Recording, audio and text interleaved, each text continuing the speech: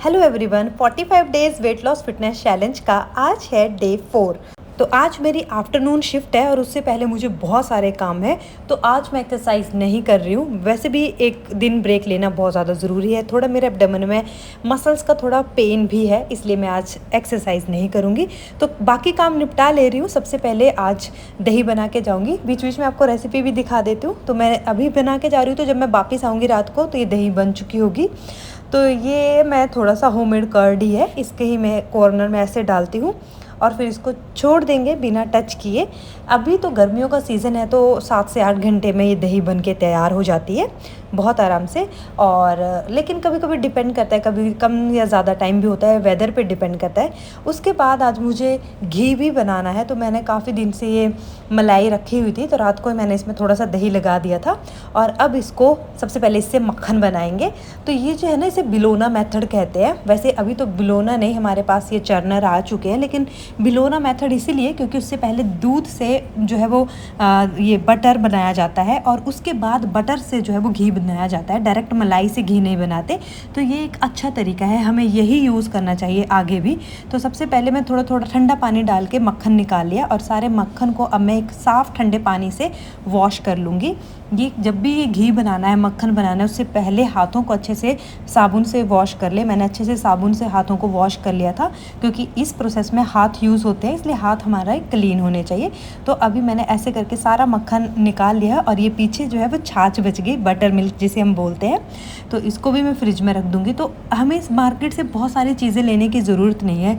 मेरे ख्याल से हमें सिर्फ दूध लेना चाहिए एक अच्छी ब्रांड का, अगर हम पीते हैं तो।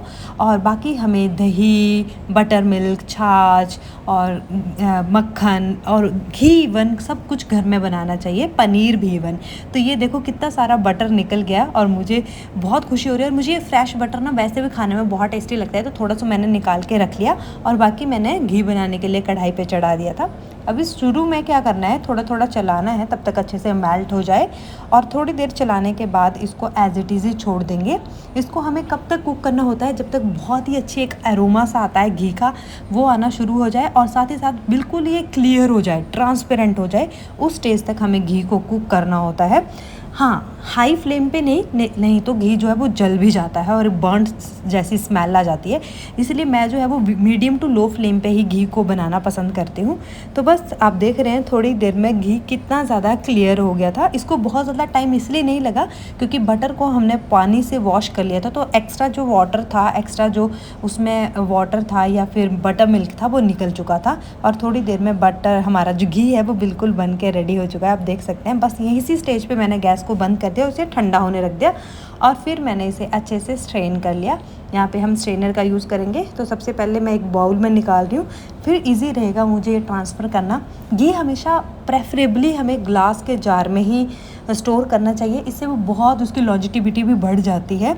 और या तो किसी लाइक स्टील में भी सही है, लेकिन प्रेफरेबली ग्लास जार में इसे स्टोर करें तो सही रहता है। और मेरा ये A2 काऊ घी जो है बिल्कुल रेडी है। फिर मैंने बोला अब जल्दी से लंच प्रिपेयर कर लेती हूँ, फिर मुझे ड्यूटी भी निकलना था। तो ऑलरेडी मेरे पास बॉइल्ड चना थे, 150 ग्राम मैंने बॉइल्ड चना लिए हैं और 150 ग्राम मैंने यहाँ पे बॉइल्ड राजमा लिए हैं। तो आज मेरा बीन सैलड बनने वाला है। तो कल मैं जब ड्यूटी से वापस आ रही थी ना परसों, तो एक दिन चना चाट खाने का मन कर रहा था बाहर से। तो मैंने फिर आके बॉईल किए चने कि मुझे चना चाट बनानी है। तो फिर मैंने थोड़ा सा प्याज, टमाटर, धनिया, हरी मिर्च और थोड़े से मसाले, चाट मसाला डाला, कुरमुरा और कॉर्नफ्लेक्स भी डाले, जिससे ये बहुत क्रंची और चाट का जो है वो फ्लेवर देता है, भेल का फ्लेवर देता है। ब्लैक सॉल्ट, ब्लैक पेपर भी डाला और बस नींबू डाल के ये मेरा डिलीशियस सा लंच जो है बिल्कुल रेडी है। ये इतना ज़्यादा है वॉल्यूम में भी और खाने में तो ऑसम लगता है। तो एक बार आप ज़रूर से ट्राई करना। सारी चीज़ें अच्छे से मिक्स कर लूँगी और फिर खाने वाले बाउल में खुद को सर्व कर लिया है। तो बस आप भी, आपका मन करे आप इसे स्नैक टाइम में भी यूज़ कर सकते हो, अगर ज़्यादा क्वांटिटी में ले रहे हैं तो लंच में यूज़ कर सकते हो। तो ये आपके ऊपर है। साथ में आप ग्रीन चटनी भी ले सकते हो अगर खाते हो तो, it's totally up to you. तो ये जो मेरा लंच है वो कितना है मैं आपको दिखा देती हूँ। तो आज के इस लंच से मुझे 575 कैलोरीज मिलती हैं। जो भी मैंने इंग्रेडिएंट की क्वांटिटी ली है वो भी मेंशन करी हुई है। With 27 nearly 28 gram of protein भी मिलता है। तो ये काफ़ी फुलफिलिंग मील है, काफ़ी लंबे टाइम तक मुझे भूख नहीं लगेगी, क्योंकि जब खाने में फाइबर और प्रोटीन ज़्यादा रहता है ना तो भूख नहीं लगती, काफ़ी टाइम तक पेट जो है वो भरा रहता है। लेकिन आज मैंने ये ड्रिंक जो है वो मॉर्निंग में नहीं ली थी, इसलिए मैंने खाना खाने के बाद थोड़ी देर बाद आधे घंटे के बाद ही अपना मॉर्निंग ड्रिंक लिया। ये जो ड्रिंक है ना आप किसी भी टाइम ले सकते हो, ज़रूरी नहीं है कि सुबह खाली पेट ही लेना है, कभी भी लेना है, बट लेना है ये इम्पॉर्टेंट है। तो बस फिर मैंने अपनी ड्रिंक ली अपने मील के बाद, और उसके बाद मैं फटाफट ड्यूटी निकल गई, क्योंकि ऑलरेडी थोड़ा सा लेट हो चुका था। फिर बस ड्यूटी पे मैं आपको मिलती हूँ इवनिंग स्नैक पे। तो कल क्या हुआ, जब मैंने ब्लिंकिट से ऑर्डर किया था कुछ सामान, तो मुझे ये फ्री ऑप्टिमम न्यूट्रिशन का वे प्रोटीन मिला। अब मैंने बोला मिला है तो कल यही लेके जाऊंगी, देख भी लेंगे टेस्ट में कैसे है। तो चॉकलेट फ्लेवर में इन्होंने मुझे दिया था, तो मैं पानी साथ में लेके आ गई थी और एक एप्पल मेरे इवनिंग स्नैक के लिए। तो अभी मैं इसका रिव्यू भी कर देती हूँ कि ऑप्टिमम न्यूट्रिशन एक बहुत ही नॉन ब्रांड है, और इसका वे प्रोटीन मुझे पसंद आता है कि नहीं मुझे नहीं पता, लेकिन लेट्स ट्राई। तो फिर मैंने इसका पैकेट पूरे जो मैं पानी लेके आई थी जितना इन्होंने मेंशन किया था 200 ml, वो इसमें डाल दिया और अच्छे से सेक कर लिया। और उसके बाद मैंने इसको जब टेस्ट किया तो मैं आपको दिखाती हूँ कि मिक्सिंग में तो बहुत अच्छा था, इसमें कोई भी चंक्स नहीं बचे, सब कुछ ठीक था। लेकिन मुझे इसका टेस्ट बहुत ही ज़्यादा एवरेज लगा, मुझे ज़्यादा पसंद नहीं आया, क्योंकि मैं इससे ज़्यादा अच्छे भी ट्राई कर चुकी हूँ और इसलिए मुझे पसंद नहीं आया। और साथ में इसमें आर्टिफिशियल स्वीटनर भी है, तो इसलिए मैं तो इसको नहीं परचेज़ करूँगी खुद से। 237 कैलोरीज़ के साथ 25 ग्राम प्रोटीन मुझे इवनिंग स्नैक से मिलता है। फिर ये खाने के बाद जल्दी से मैं घर वापस आ गई। वापस आके सबसे पहले मैंने अपना बनाया हुआ दही चेक किया कि ये बन चुका है या नहीं, क्योंकि आज मैं दही खाना था डिनर में, बहुत एक्साइटेड थी। स्पेशली जब मैं खुद से बनाती हूँ तो उन चीज़ों के लिए मैं बहुत एक्साइटेड रहती हूँ। और आप देख सकते हैं दही कितना ज़्यादा थिक बना है और इसका टेक्स्चर भी बहुत सही आया है, तो मुझे तो बहुत सही लगा।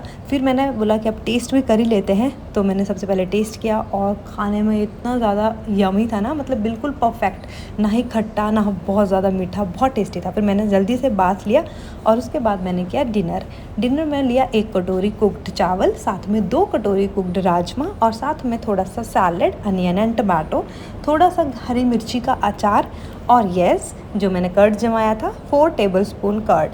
तो ये है मेरा आज का डिनर।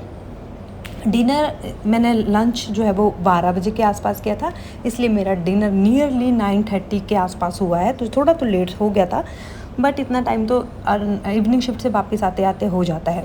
तो आज के डिनर से मुझे nearly 480 calories plus 25 gram protein मिलता है। और आज मेरा पूरा दिन एक वेल बैलेंस डाइट के साथ गया with 1300 calories and 77 gram of protein. आज की वीडियो आपको कैसी लगी ज़रूर बताना। मिलते हैं कल की वीडियो में। That's it for today, bye bye.